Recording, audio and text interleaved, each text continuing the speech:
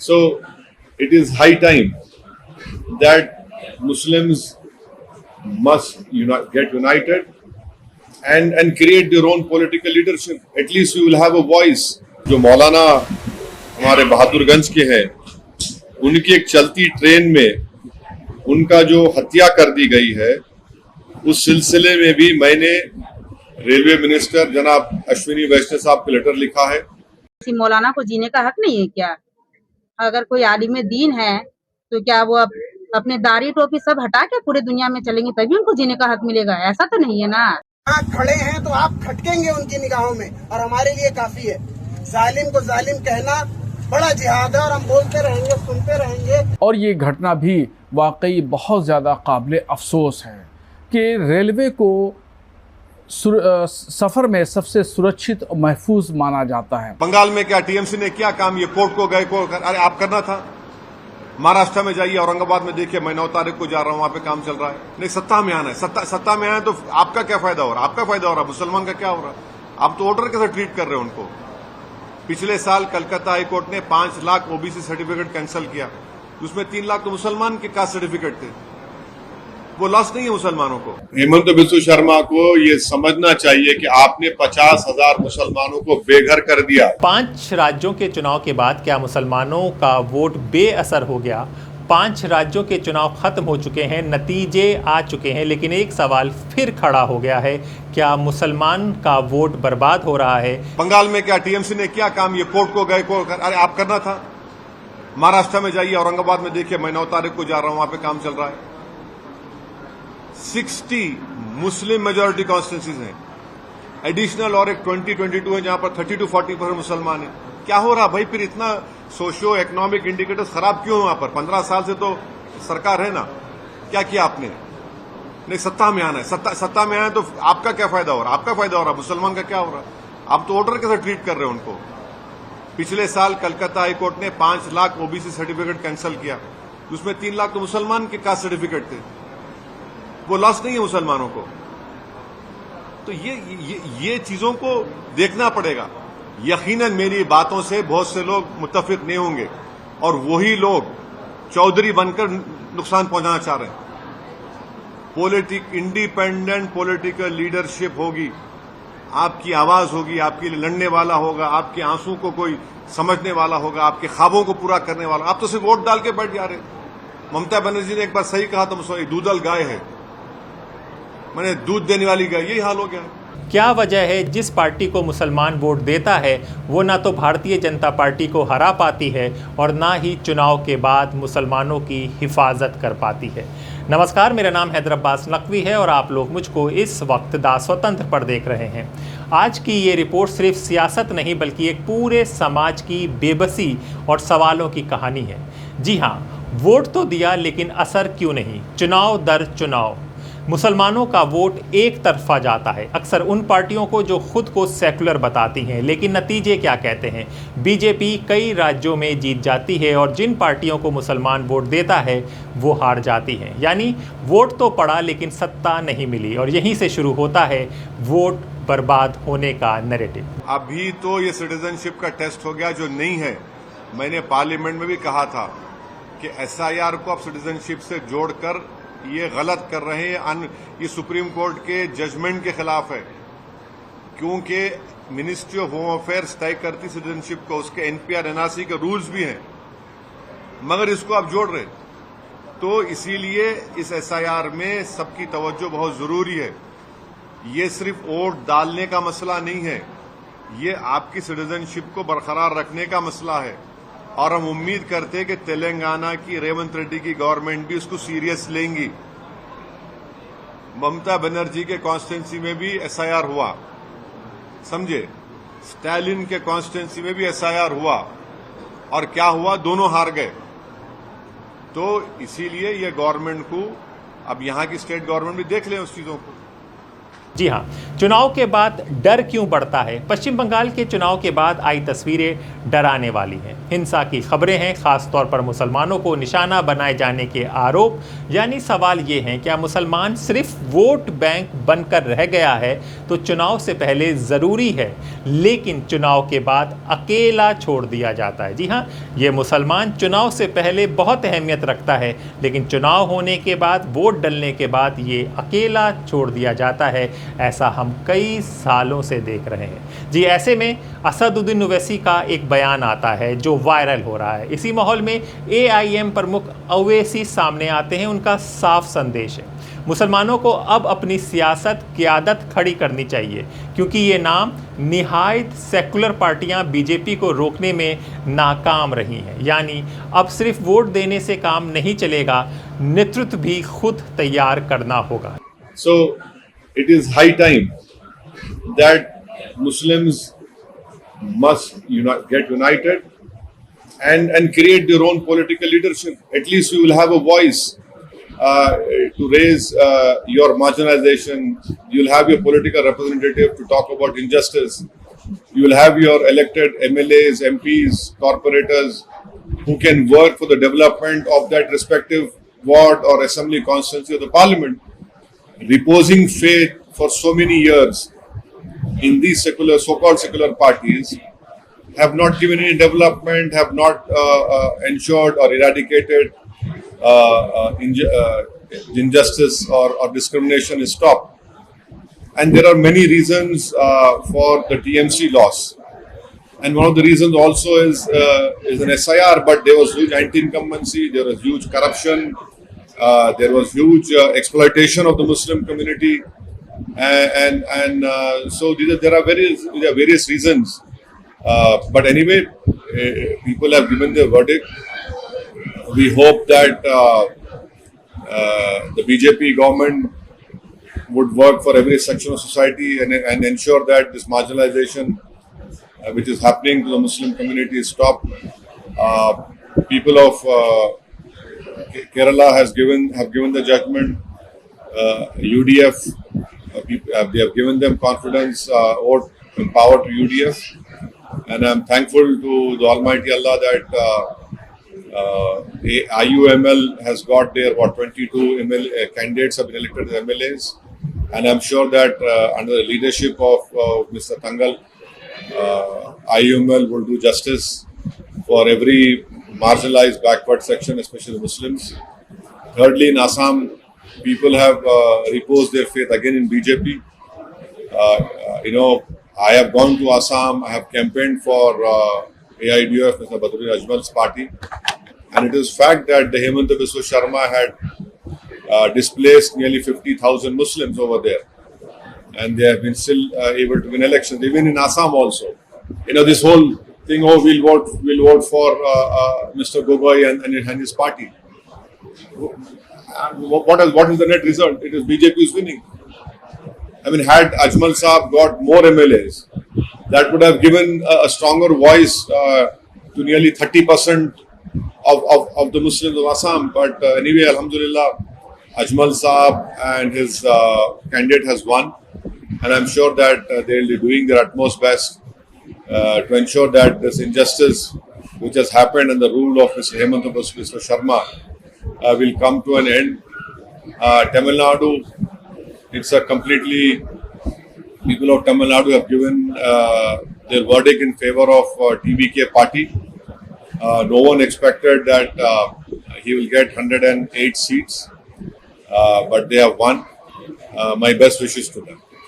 असदुद्दीन ओवैसी ने जब ये बात कही, इसके बाद उन्होंने मौलाना तौसीफ रज़ा केस का भी जिक्र किया और एक बड़ा सवाल खड़ा किया। जो मौलाना हमारे बहादुरगंज के हैं, उनकी एक चलती ट्रेन में उनका जो हत्या कर दी गई है, उस सिलसिले में भी मैंने रेलवे मिनिस्टर जनाब अश्विनी वैष्णव साहब को लेटर लिखा है कि वो इसका इंक्वायरी कराए, क्योंकि मौलाना ने कि ऑडियो रिकॉर्डिंग है जो वो अपनी वाइफ से बात की है कि उनको लोग में ट्रेन में मार रहे हैं, उनको पीट रहे हैं, और बरेली पुलिस के पास भी कल मरहूम मौलाना की वाइफ गई थी, बेवा गई थी वो, वहाँ के MIM के लीडर्स के साथ। उन्होंने बाद तक कंप्लेन भी दिया, एक FIR भी इशू हुआ।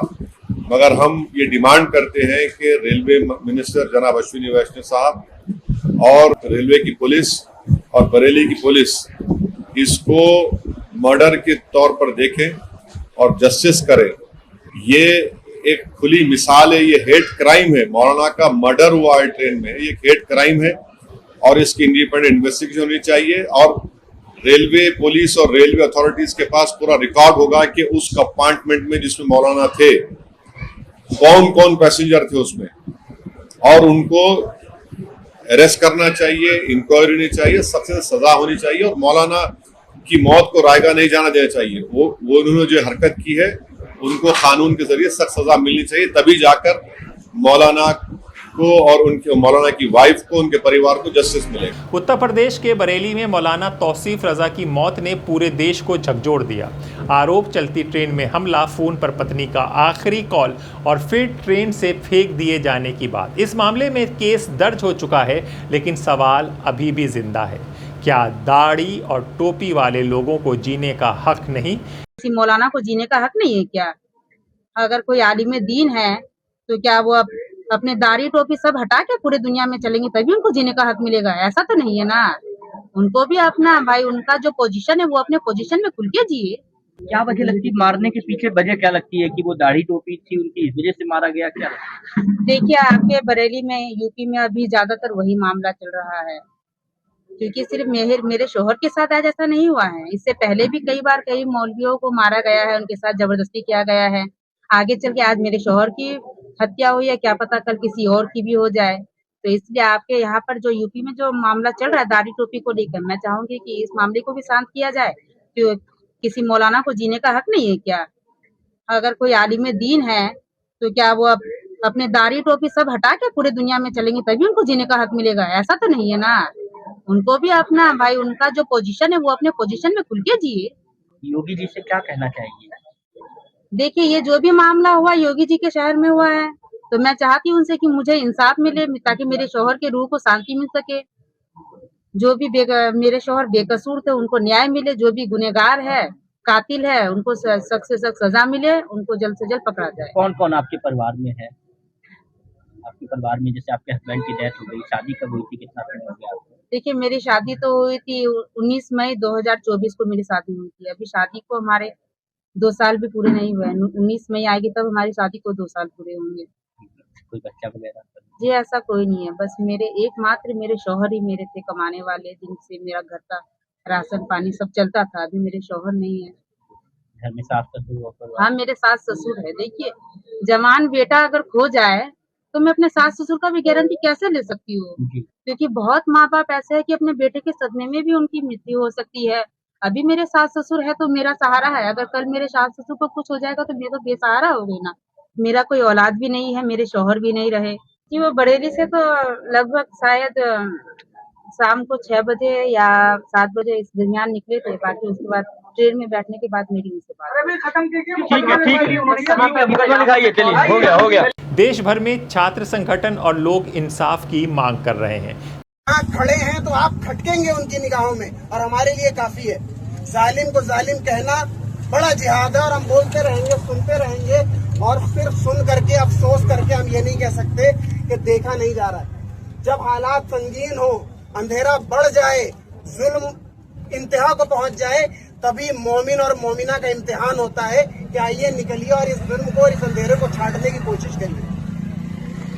और हम कम हो करके भी गालिब आने की कोशिश करेंगे तो बहुत जज्बाती गुफ्तगू नहीं, बल्कि मैं यही कहूंगा कि एक फ्रेमवर्क तैयार करके अपने स्टडीज को डिफाइन करते हुए, अपनी पर्सनालिटी को बनाते हुए, अपनी कौम के लिए नाफे बनने की कोशिश करिए।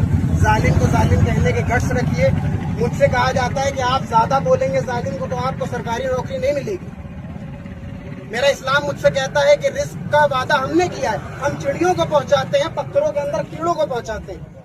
क्या मैं इसलिए अपनी जबान ना खोलूं, इसलिए ना लिखूं, इसलिए ना बोलूं कि मुझे नौकरी नहीं मिलेगी? और इतना बड़ा रिस्क का मसला मेरे सामने रख दिया गया है, ये भी तो एक शैतानी हरबा है। मैं इससे कब निकलूंगा? बहुत कंफर्ट जोन वाला स्ट्रगल और एक्टिविज्म नहीं करना। मुझे लग रहा है कि ये चीज गलत है तो मैं बोल रहा हूँ, और अगर आगे आजमाइश आएगी तो गिल्ट नहीं होगा। बोला है उस आजमाइश का भी सवाब मिलेगा। ये नियत और इस सोच के साथ अगर हम सब इस मानू कैंपस में पढ़ रहे हैं तो यकीन मानिए कि हम जालिम की निगाहों में खटकने के लिए इतनी कम तादाद में भी काफी हैं। और अल्लाह तबारक व तआला नियतों के हिसाब से अगर देता है, उसका कॉलर पकड़ करके उसे गेट की तरफ घसीट करके ले जा रहे हैं और वो अपनी किताबें दिखा रहे हैं कि मैं आलिमे दीन हूं, मैं बच्चों को पढ़ाता हूं, ये मेरी किताबें हैं, मैं चोर नहीं हूं। लेकिन उन्हें मालूम था कि ये शख्स चोर नहीं है।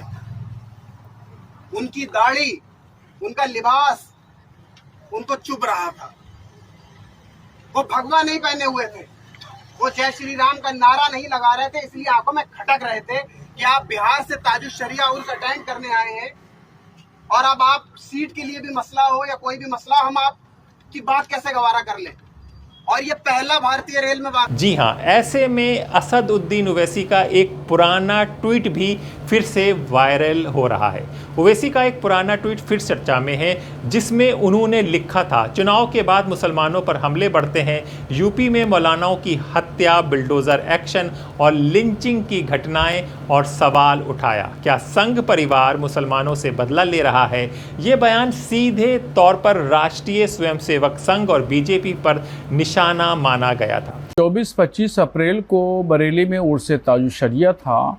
उसमें शिरकत करने के लिए किशनगंज बिहार के रहने वाले मौलाना तौसीफ रज़ा मजहरी बरेली आए थे। उर्स से शिरकत करने के बाद जब वो वापस जा रहे थे तो बरेली जंक्शन से उन्होंने ट्रेन पकड़ी, जनरल डब्बे में थे। कैंट स्टेशन पर पहुंचते ही जब पहुंचे तो वहां पर उनसे ट्रेन में सवार कुछ असामाजिक तत्वों ने मारपीट की। और इसी दरमियान जो घटना हुई तो उन्होंने सबसे पहला फ़ोन अपनी बीवी को किया, फ़ोन करके बताया और ये भी कहा कि पुलिस से सहयोग मांगो, पुलिस को बताओ। और फिर उसके बाद में वो फ़ोन गिर जाता है या छीन लिया जाता है और उनको धक्का दे दिया जाता है। वो जब नीचे गिरते हैं वहीं पर उनका इंतकाल हो गया। तो ये जो घटना है, इस घटना को जब सुन्नी सूफ़ी बरेलवी लोगों ने सुना तो बहुत ही अफसोस का इजहार किया और दुख का इजहार किया। और ये घटना भी वाकई बहुत ज़्यादा काबिल अफसोस है कि रेलवे को सफ़र में सबसे सुरक्षित और महफूज माना जाता है, रेल के सफ़र को, मगर अब रेल का सफ़र भी सुरक्षित नहीं है। इस संबंध में मैंने मुख्यमंत्री उत्तर प्रदेश योगी आदित्यनाथ जी को और रेल मंत्री भारत सरकार को पत्र लिख करके मांग किया है कि इसकी जांच कराई जाए, CBI से जांच कराई जाए, ताकि जो असामाजिक तत्व हैं वो कैफरे किरदार तक पहुँचें और उनको जेल की सलाखों में भेजा जाए। और साथ ही मैंने ये भी मांग की है भारत सरकार से कि मौलाना तौसीफ रज़ा मजहरी के परिजनों को सहायता दी जाए, 5 लाख रुपया की सहायता राशि उनको दी जाए। सियासत में हाशिए पर है इस वक्त भारत का मुसलमान, ये हकीकत है, इसको इग्नोर नहीं किया जाता। जी हाँ, आज की हकीकत ये है, संसद में मुस्लिम प्रतिनिधित्व कम है, फैसलों में भागीदारी कम है और ज़मीनी स्तर पर सुरक्षा की भावना, यानी एक बड़ा समुदाय सियासत के हाशिए पर खड़ा है। हेमंत बिस्व शर्मा को ये समझना चाहिए कि आपने 50,000 मुसलमानों को बेघर कर दिया। उनके सर पे से आपने एक छत को छीन लिया, एक झोपड़ी को छीन लिया। वो बच्चे क्या ना मदरसे को जा पाएंगे, ना डॉक्टर इंजीनियर कैसे बनेंगे। आप उनको डिस्प्लेस कर दिए, आप उनको selective community wise, religion wise target करें। क्या बात कर रहे हैं वो, क्या बोलते हैं वो, इतना हेट्रेड क्यों है उनको। जो लोग भारत के नागरिक हैं उनको आप भारत का नागरिक नहीं। और उन्होंने एक इंटरव्यू में बोला कि हम रात के अंधेरे में बांग्लादेश में उनको ढकेल दिए। या वो क्या भारत के फॉरेन मिनिस्टर हैं वो। बांग्लादेश से हम ताल्लुकात अच्छे करने की कोशिश कर रहे हैं और बांग्लादेश स्टेबल हो, बांग्लादेश से ताल्लुकात अच्छे हो, ये हमारे लिए नॉर्थ ईस्ट के लिए बहुत जरूरी है। बांग्लादेश में चाइनीज जाकर बैठ गए, बांग्लादेश में ISI जाकर बैठ रहा है और वो नए फॉरेन मिनिस्टर बन चुके हैं और बोले कि रात के अंधेरे में हमने 1000 लोगों को ढकेल दिया बांग्लादेश में। कैसा ढकला आपने? क्या MHA ने उसकी इजाजत दी? मिनिस्टर होम अफेयर्स में कमेटी होती है, वो कमेटी तय करती है, फिर वो फॉरेनर्स ट्रिब्यूनल को जाता। बताए, फॉरेन स्टेट जजमेंट बताए। तो वो तो आर्बिट्रली माने मिनिस्टर ऑफ एक्सटर्नल अफेयर्स हो चुके हैं, एमएचए का रोल भी अदा कर रहे हैं, और उससे हमारे भारत के बांग्लादेश के ताल्लुक खराब हो रहे हैं। तो ये सिर्फ डिस्क्रिमिनेशन और हेट्रेड के ऊपर ये काम कर रहे हैं। तो सवाल बहुत साफ है, क्या मुसलमानों का वोट बट रहा है? क्या रणनीति गलत है या फिर सियासत ही उन्हें हाशिए पर रख रही है? पूरी बात बताइए, आप बरेली क्यों पहुंचे? देखिए, मेरे ट्रेन में मेरे शोहर की हत्या हुई है। मैं उसी सिलसिले में बरेली आई हूँ ताकि मेरे शोहर को न्याय मिल सके और कातिलों को जल्द से जल्द पकड़ा जा सके। देखिए, ट्रेन में जब मेरे शोहर सफर कर रहे थे, इस दौरान उन्होंने मुझे कॉल किया था कि ट्रेन में कुछ लोग मुझे मार रहे हैं, मेरे साथ जबरदस्ती कर रहे हैं। तो मैंने कहा ट्रेन में कोई नहीं है, उनसे मदद मांगिए। बोले मैं ट्रेन में सबसे मदद मांग रहा हूँ, लेकिन किसी ने भी मेरी मदद नहीं की। मेरे शोहर चिल्ला चिल्ला के मदद मांग रहे थे कि प्लीज मेरी मदद कीजिए, पर किसी ने भी नहीं सुना। इसी दौरान मैंने वीडियो कॉल स्टार्ट किया। मैंने देखा कि मेरे शोहर को मारा जा रहा था, उनको घसीटा जा रहा था। मैंने भी फोन में चिल्ला चिल्ला के मदद मांगी कि प्लीज मेरे शोहर की मदद कीजिए, वो निर्दोष है, वो तो एक आलिम दीन है, बच्चे पढ़ाते हैं, कुछ भी नहीं करते, प्लीज उन्हें छोड़ दीजिए। इसी दरमियान मेरे शोहर का मोबाइल कट हो गया। उसके बाद मैं कुछ देख भी नहीं पाई, सुन भी नहीं पाई। मैंने कॉल करने का बहुत प्रयास किया, लेकिन मेरे शोहर का मोबाइल कुछ देर बाद स्विच ऑफ हो गया। मैं इंतजार में बैठी रही। सुबह जब मेरी बात हुई, फोन जब उनका स्विच ऑन यहाँ हुआ तो मैंने बात किया, तो मुझे पता चला कि उनकी ट्रेन से गिर के उनकी हत्या हो गई है। लेकिन मैंने अपने आंखों से देखा है कि मेरे ट्रेन में मेरे शोहर को मारा गया है, तो मैं कैसे मान लूं कि ये एक दुर्घटना है? मैंने अपने आंखों से देखा, मेरे शोहर के साथ जबरदस्ती हो रही थी, उनको मारा जा रहा था, पीटा जा रहा था, उनको जबरदस्ती उनका कॉलर पकड़ के घसीटा जा रहा था। मैं आप लोगों से यही अनुरोध करती हूँ कि प्लीज मेरे शोहर को इंसाफ मिले, उनके कातिलों को जल्द से जल्द पकड़ा जाए और उनको कड़ी से कड़ी सजा दी जाए। पुलिस की अब तक की कार्रवाई कैसी देखती है आप? आपको लग रहा है न्याय मिले? देखिए, जो सत्य है उसके लिए तो न्याय मिलना जरूरी है, क्योंकि हम लोगों को आने में थोड़ा लेट हो गया, हम लोग यहाँ से दूर है, इसीलिए पुलिस ने भी अपनी कार्यवाही शुरू नहीं की है। मैं आज यहाँ पर अपील देने के लिए आई हूँ, इस उम्मीद में कि मुझे न्याय मिलेगा, मेरे शोहर को इंसाफ मिलेगा। यहाँ पर मैं रुक कर आपको एक बात और समझाना चाहूँगा। जो भी पार्टियाँ, जो भी रीजनल पार्टियाँ या कांग्रेस को छोड़कर दूसरी पार्टियाँ हैं, उन सब ने कांग्रेस के ही वोट काट कर सत्ता में आई हैं। कोई भी बीजेपी को डायरेक्ट टक्कर देकर हरा कर सत्ता पर नहीं आई हैं। और कांग्रेस का जो मुसलमान, पिछड़ा और दलित वोट है, उसी से उन्होंने अपनी राजनीति चमकाई, अपना परिवार चमकाया, अपना नाम चमकाया। लेकिन जो एक मुसलमान, गरीब और दलित पे खतरा है, जो उनके अस्तित्व पर खतरा है, वो हमेशा बरकरार रहा। हर चुनाव से पहले मुसलमान को डराया गया कि ये हो जाएगा, और आखिर में बीजेपी ही जीतती है और मुसलमान खामोश खड़ा पिटता रहता है, दिखता रहता है और क्या करे, संविधान का पालन करता रहता है। मेरे भाई,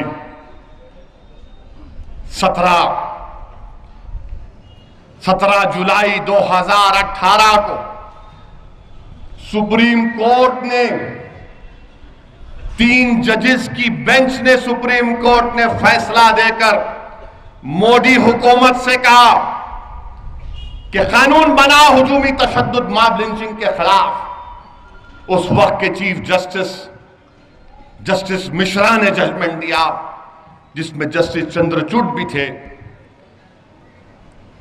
कहा कि बनाओ कानून, ताकि कानून बनाने से डर पैदा होगा। हिंदुस्तान के वजीर आजम 1 साल हो गया, आप कानून नहीं बनाते। क्यों नहीं बनाते मिस्टर मोदी आप कानून? क्यों नहीं बनाते कानून आप मॉब लिंचिंग के खिलाफ? जब सुप्रीम कोर्ट ने आपसे कहा कि कानून बनाओ,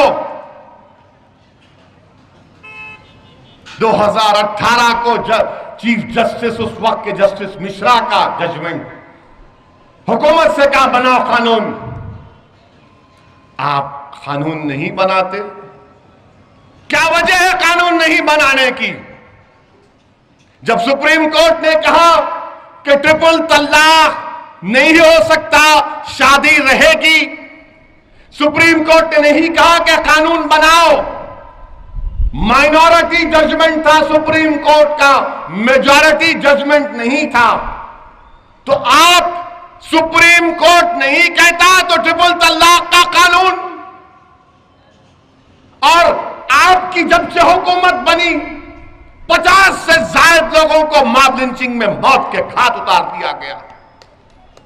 उसमें सबसे ज्यादा मुसलमान, दलित भी है, हिंदू भी है, आदिवासी भी है, मैं मानता हूं, मगर इंसान है ना। और सबसे बड़ा सवाल, क्या अब वक्त आ गया है कि मुसलमान सिर्फ वोटर नहीं बल्कि खुद नेता बनकर सामने आए? ये सिर्फ एक रिपोर्ट नहीं बल्कि उस दर्द की कहानी है जिसमें वोट भी है, सियासत भी है और इंसाफ की तलाश भी। जी हाँ, आज की रिपोर्ट में इतना ही। अगर आप हमारी बात से सहमत हैं, इस रिपोर्ट को सही लग रही है तो इसको शेयर कीजिए, ज़्यादा तक लोगों तक पहुँचे, तब की बात पहुँच सके और समझ सके हम एक साझा विरासत के सिपाही हैं। हमें अपनी साझा विरासत बचानी है, हमें इस देश का सेकुलरिज्म बचाना है और इस देश को मिलजुल कर आगे बढ़ाना है। नमस्कार।